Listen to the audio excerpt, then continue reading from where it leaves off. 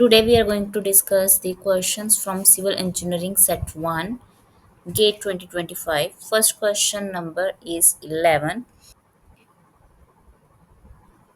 Suppose lambda is an eigenvalue of a matrix A and x is the corresponding eigenvector. Let x also be an eigenvector of the matrix B is equals to A minus 2i, where I is the identity matrix. Then the eigenvalue of B corresponding the eigenvector x is equals to, simple सा हमें पता है कि अगर हमारे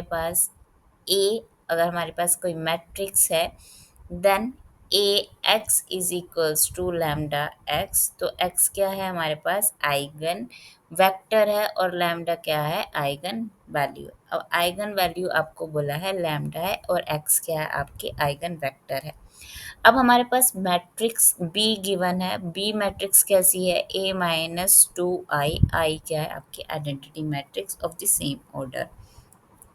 हमारे पास property होती है कि अगर हमारे पास कोई भी मैट्रिक्स ए है और लैम्डा उसकी आइगन वैल्यूज है, तो हमारे पास अगर ए स्केयर ए क्यूब है तो लैम्डा स्केयर लैम्डा क्यूब हो जाएगी उसके आइगन वैल्यूज। अगर ए इनवर्स है तो 1/लैम्डा हो जाएगा। अगर हमारे पास बी है तो अब ए क्या है हमारे पास, ए की जो आइगन वैल्यू है वो क्या है, लैम्डा है, तो -2। तो this one is the according to the properties lambda -2 is the eigen value, so D is the correct answer. Now next question क्या है हमारे पास कि अगर ए हमारे पास मैट्रिक्स है और बी B1 B2 B3 है, for A X equals to be solvable, means अगर हमारा क्या है, ये कंसिस्टेंट है और इसका हमारे पास सोल्यूशन है, तो following option is the correct condition on B1 B2 and B3। Solution कब होता है, चाहे तो वो यूनिक सोल्यूशन हो या फिर हमारे पास क्या हो, इनफाइनाइट मैनी सोल्यूशन हो। अब यूनिक सोल्यूशन कब होता है, अगर आर्गुमेंटेड मैट्रिक्स का रैंक और मैट्रिक्स ए का रैंक क्या है, सेम है, and that is equals to number of unknowns, then it is a unique solution. और हमारे पास इनफाइनाइट मैनी सोल्यूशन कब होगा, जब आर्गुमेंटेड मैट्रिक्स का जो हमारे पास रैंक है वो किसके इक्वल हो जाए, rank of A, and less than equals to number of unknowns. तो लेट अस सी कि इसमें से इन दोनों में से कौन सी हमारे पास कंडीशन अप्लाई होगी, सो दैट हम B1 B2 और B3 की वैल्यू निकाल लें। तो हमारे पास फर्स्ट हम लिख लेते हैं augmented matrix, that is a and b matrix, right. तो वो क्या हो जाएगी हमारे पास, 1 1 B1, 1 3 B2, -2 -3 B3। तो यहाँ पे हमने मैट्रिक्स के ऊपर प्रॉपर्टी लगा देते हैं, कौन सी property, that is R2 minus R1, R3 +2R1। तो अगर इसको हम सॉल्व करते हैं, हम लगाते हैं ऑपरेशन अप्लाई करते हैं, तो हमारे पास वैल्यूज़ क्या आ जाएंगी, 1 1 B1, 0 2 B2 minus B1, 0 -1 B3 +2R1, B3 +2 B1। जब भी हम रैंक निकालते हैं तो लास्ट रो को हम क्या अप्लाई करते हैं, ज़ीरो बनाने की, मीन्स अपर ट्राइंगुलर मैट्रिक्स बनाने की कोशिश करते हैं। तो इस एलिमेंट को भी हम क्या करेंगे, ज़ीरो बनाना है हमने, so we can apply on R3 +1/2 R2। तो first row as it is, second row भी हमारे पास क्या रह जाएगी, as it is B2 minus B1।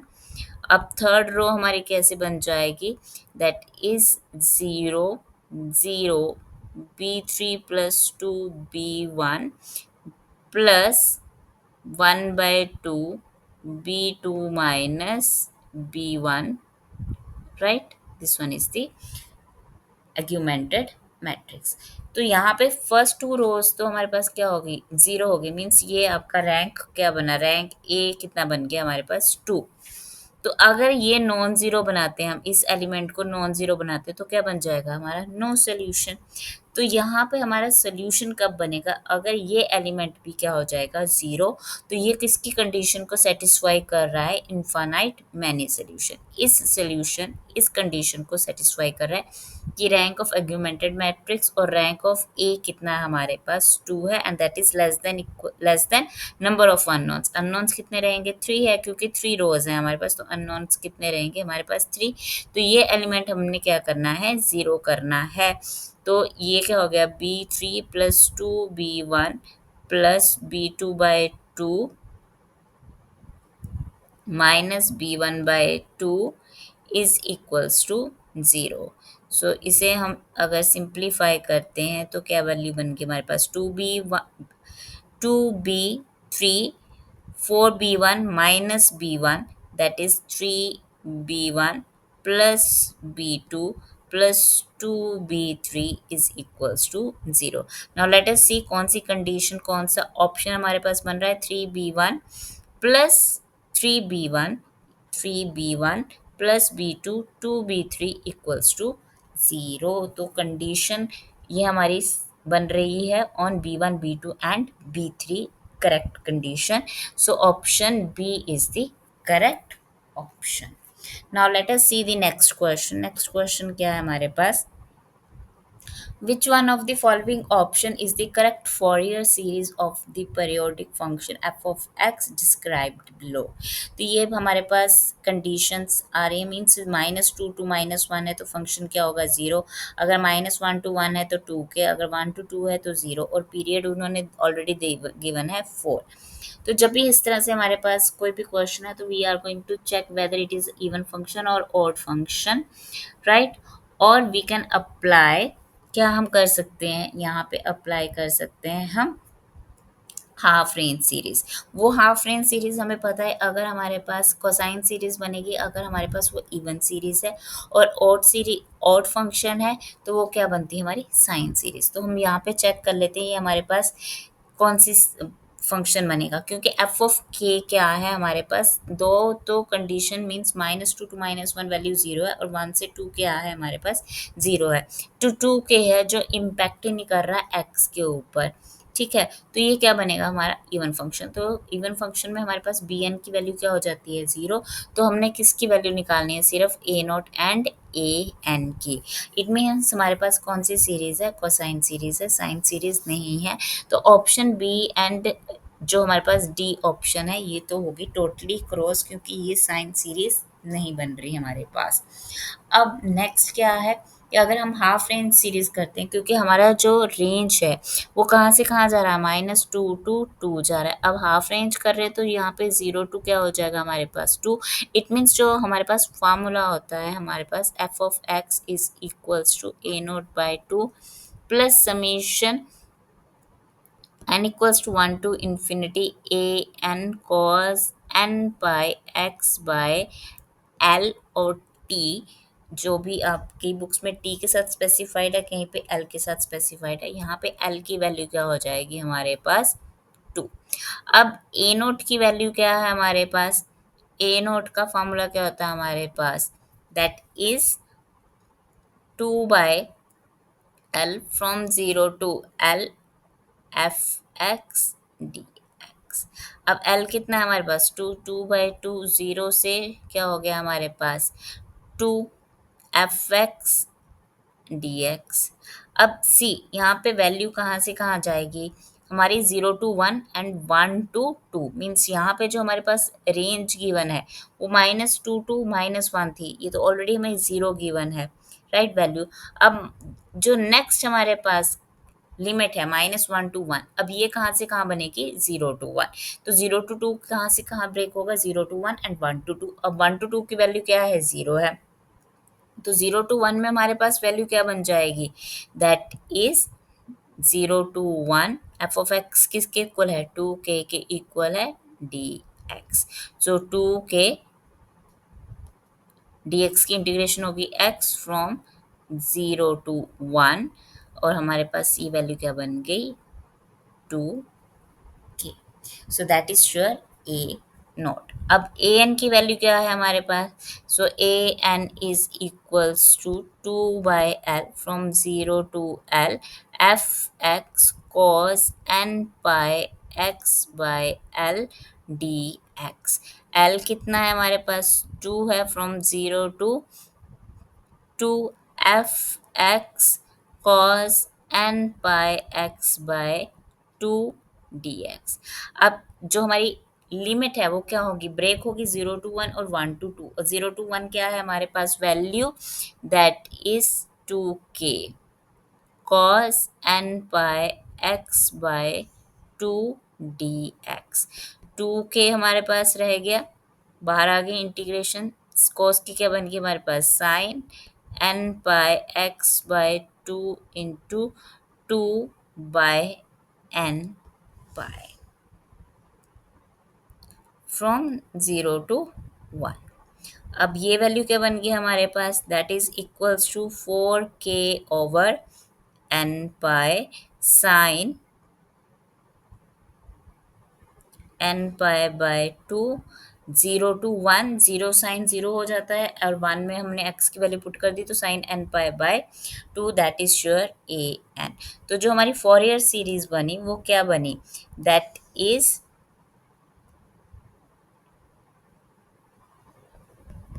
a naught by 2, that is 2k by 2 plus summation n equals to 1 to infinity।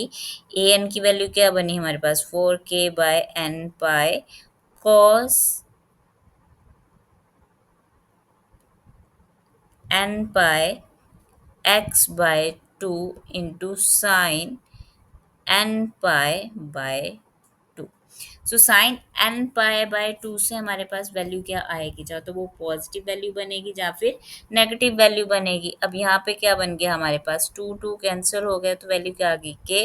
अगर हम N को put करते हैं 1 तो क्या वैल्यू बनेगी, 4k by pi sine pi by 2, sine pi by 2 is 1 cos pi x by 2।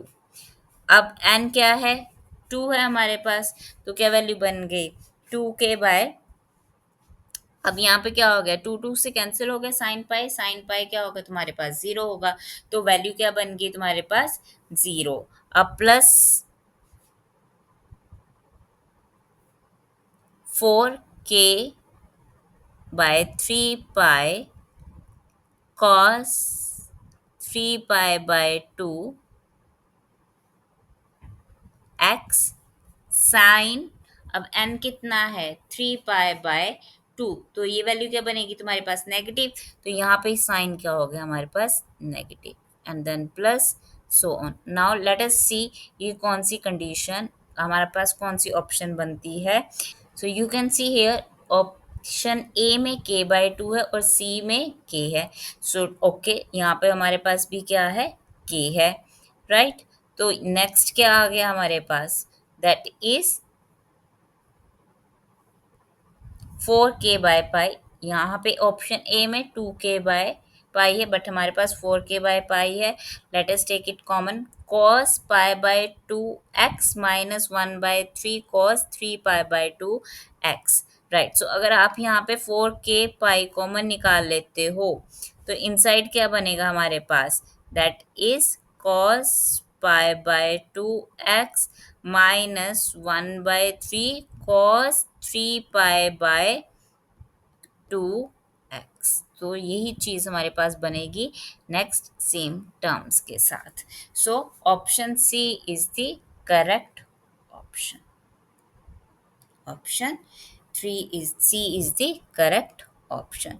Now the next question जो हमारे पास है, x is the random variable that can take any one of the values. The probability mass function for x is, then the variance of x is. अब हमने क्या निकालना है, variance निकालना है। तो वेरिएंस का फॉर्मूला क्या होता है हमारे पास, that is e estimated of x square minus e x whole square. Okay, अब ये क्या है, वेरिएंस है। अब ई एक्स क्या हमारे पास एक्सपेक्टेड वैल्यू है, तो ई एक्स की वैल्यू क्या होता है हमारे पास, फॉर्मूला क्या होता है, that is summation of x p of x is equals to x. अगर ई एक्स समीशन, अब एक्स ये क्या है, ये हमारे पास वैल्यूज हैं एक्स की 0, 1, 2, 11 एंड 12। अब यू कैन सी यहाँ पे एक्स इक्वल्स टू एक्स लिख रहे हैं ना, तो जब एक्स 0 है स्मॉल एक्स, तो हमारे पास प्रोबेबिलिटी कितनी है 0.4 है। अगर 1 है तो 0.3 है, अगर 7 है तो 0.1 है, 11 है तो 0.1 है, अगर 12 है तो भी 0.1 है। तो यहाँ पे हम वैल्यूज पुट कर देते हैं, तो 0 इंटू समीशन लेना हमने किसका, x इंटू प्रोबेबिलिटी का, मीन्स कॉरेस्पॉन्डिंग वैल्यू। अगर 0 है तो उसकी प्रोबेबिलिटी कितनी थी 0.4। अगर हमारे पास 1 है देन उसकी प्रोबेबिलिटी वैल्यू कितनी है 0.3। अगर 7 है तो 0.1। 11 पे हमारे पास प्रोबेबिलिटी कितनी है 0.1, प्लस 12 पे कितनी है 0.1। तो अगर हम इस 0 इंटू समथिंग करें 0, ये हो गया तो हमारे पास 0.3 प्लस 0.7 प्लस 1.1 प्लस 1.2। अगर इसे ऐड करोगे तो वैल्यू क्या आ जाएगी आपकी 3.3। अब हमने सेकेंड वैल्यू निकालनी है, ई एक्स हमने निकाल ली, इसका स्केयर कर देंगे, मीन्स 3.3 का स्केयर कितना हो जाएगा हमारे पास 1010.89। ठीक है, अब हमने निकालना है E means estimated value of x square. तो यहाँ पे क्या हो जाएगा, फॉर्मूला क्या बन जाएगा, यहाँ पे ई एक्स का square that is summation of x square into probability of x, means x of x. अब यहाँ पे जो 0, 1, 7, 11, 12 है, ये क्या हो जाएगा, स्केयर हो जाएगा, means 0 square into 0.4, 1 square 0.3, 7 square 0.1, 11 square 0.1, 12 square 0.1। अब क्या हो गया हमारे पास 0 प्लस 1 का स्केयर इज 1, 0.3, 4.9 को मल्टीप्लाई 49 को मल्टीप्लाई किया 0.1 से तो 4.9। 11 का स्केयर कितना हो गया 121, सो 12.1। 12 का स्केयर हो गया 144, तो 14.4। इसे ऐड करोगे तो वैल्यू क्या बन जाएगी हमारे पास 31.7। यहाँ पे पुट कर देते हैं तो हमारे पास वैल्यू क्या बन जाएगी, दैट इज 31.7 माइनस 1089, 10.89। तो इसको सब्ट्रैक्ट करोगे तो आंसर आ जाएगा 20.81। तो जो आंसर है कौन सी ऑप्शन है, that is your A option. तो आज हमने 4 क्वेश्चंस को डिस्कस किया, 1, 2, 3 एंड 4। 2 क्वेश्चन आपके linear algebra, 1 question from Fourier series and 1 from the probability.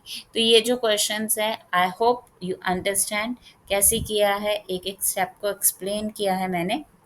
अगर आपको समझ में आता ही है वीडियो तो लाइक करो, शेयर करो और सब्सक्राइब करो। बाकी जो रिमेनिंग क्वेश्चंस है 5 क्वेश्चंस और हैं मैथ्स के ही हमारे पास, तो वो डिस्कस करेंगे हम नेक्स्ट वीडियो में।